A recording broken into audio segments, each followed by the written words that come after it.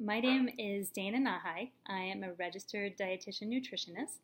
I have been in practice for almost 20 years, and I started this web series to answer simple food questions about how we should be eating.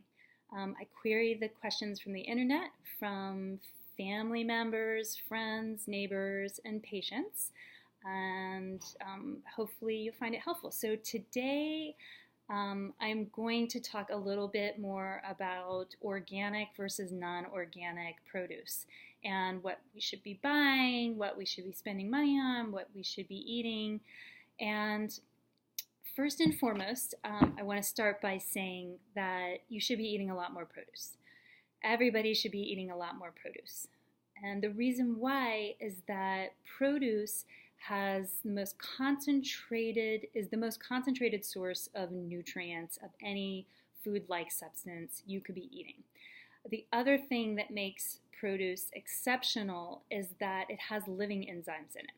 And that gets really important. So when you hear people talk about living food, that's really what they're talking about, is they're talking about produce that has a liveliness to it.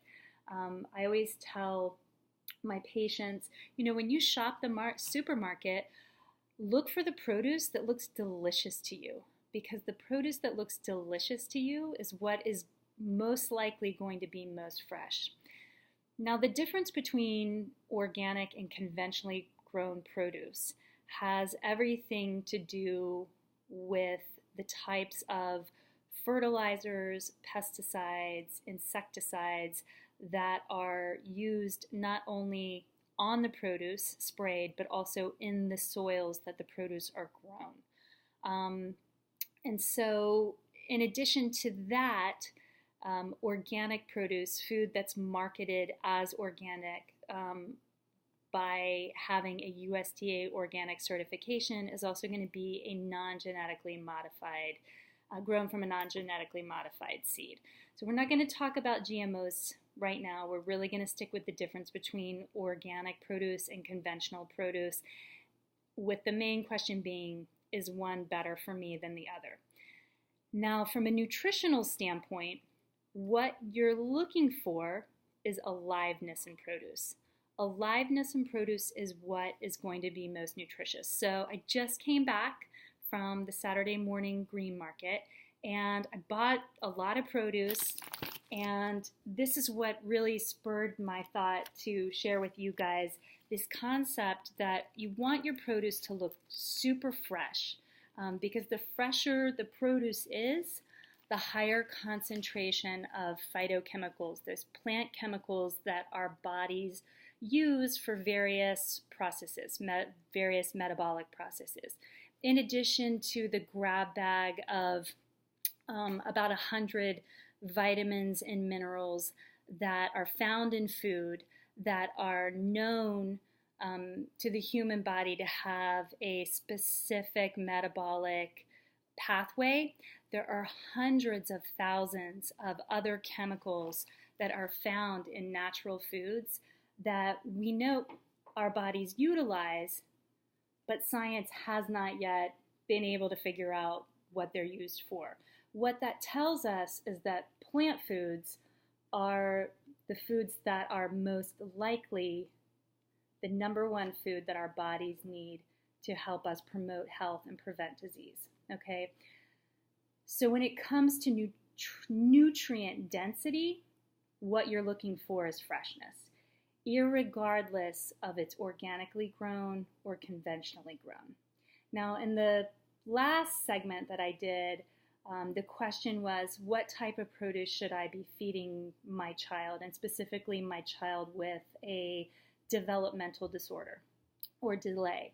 And I touched on the fact that you really want, in that scenario, to be choosing organic produce because of these endocrine disruptors that can increase the symptoms of the developmental delays, okay? Again, I'm going to touch on the idea that nutrition research is not something that can be really performed on humans. It's something that's most oftentimes done in a laboratory and is difficult to translate to human metabolism.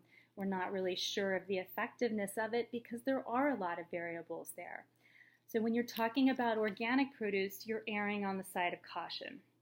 So I like organic produce. I try to buy as much of it as I can. But sometimes it's prohibitively expensive, and sometimes it's not available.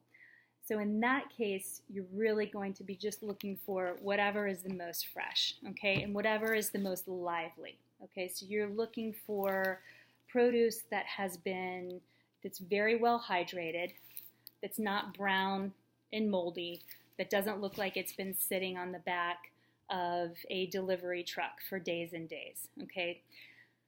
Irregardless of if it's traditionally grown or organically grown. Additionally, what you're buying when you're buying organic produce is you're buying a reduction in your exposure to a wide variety of chemical compounds that are known to affect human DNA in a laboratory context, okay? So what you're doing by buying organic produce is you're erring on the side of caution, okay?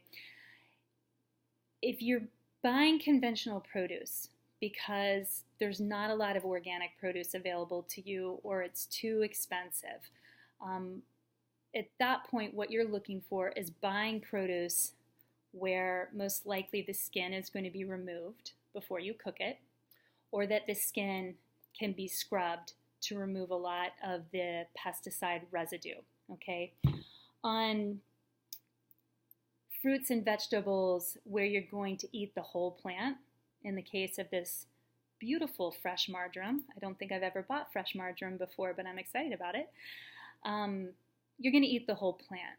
So it's a better idea to buy organic if you can.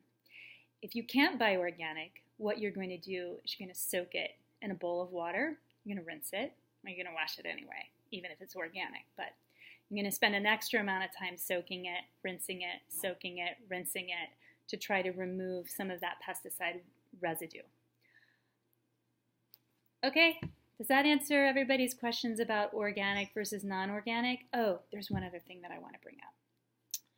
When it comes to nutrient density, it doesn't so much have to do with organic versus inorganic or conventionally grown, as I said. It has to do with freshness.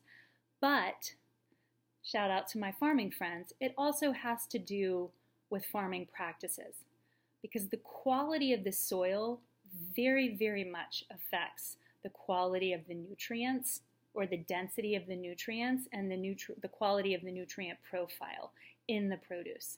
And the reason why is that vitamins and minerals are made from the plant itself, okay? They produce that inside of them through photosynthesis, okay? But the minerals, the plant actually absorbs from the soil, okay? So in this country, United States, a lot of people have mineral deficiencies. So you're talking about minuscule amounts of minerals that we need through the diet to perform various metabolic processes in the body. But we're mineral deficient. And the reason why we're mineral deficient is because food is grown very differently than it used to be. And the foods that the animals that we eat consume are very different than they used to be. So a lot of those micronutrients that historically we relied on getting from foods from the soil are no longer available to us through modern conventional farming practices. So when you go to these small Saturday morning farmers markets and you're buying local produce that's grown from small farms in your community, what you're oftentimes buying, whether that produce is organic or conventionally grown, is you're buying produce that's much denser in mineral concentration than what you would get from the grocery store, okay? So that's a major win. Not only is the food going to be more lively, but it's going to be more mineral dense. The reality is that if you can buy that kind of food and eat that kind of food, you're going to feel a lot better on it. I always tell my patients, when they come back to me after the first 30 days of being on a plan and they say they're feeling so much better and they're more rested and they have more energy, I say, yeah, doesn't your body feel amazing on nutrients? And it's true, and they're part of the reason why is that when you're eating a lot more plants, you're getting a lot more of those nutrients. But when you're able to buy produce, if you're able to buy produce from small local farms, you're also getting, whether it's organic or conventionally grown, you're getting a much superior version of produce than what you would be getting from the local farmer's market. I mean, the local grocery store. That said, the reality is that I can probably only get to this farmer's market once a month because Saturday mornings are super busy, and this takes more work than buying a bag of pre-washed lettuce. And so a lot of times, just to get through a busy work week, my reality is that I'm going down the street to Trader Joe's and getting all these pre-washed bags of produce.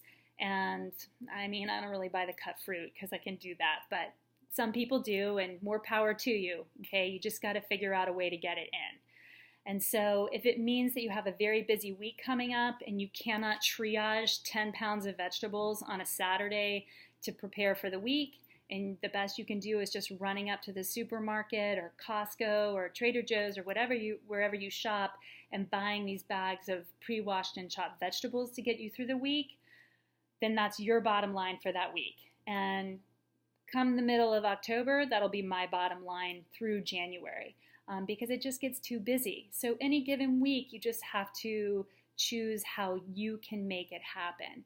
And so whether your produce is coming from a local farmer's market or it's coming pre-washed and chopped from Costco, don't sweat it. You just need to do the best that you can do that week. And the most important thing is that you're getting in a ridiculous amount of fresh produce every week. Hopefully that answers your question about if you should be eating organic versus conventionally grown produce. And let me know if you have any questions about that. Have a great Saturday. Bye.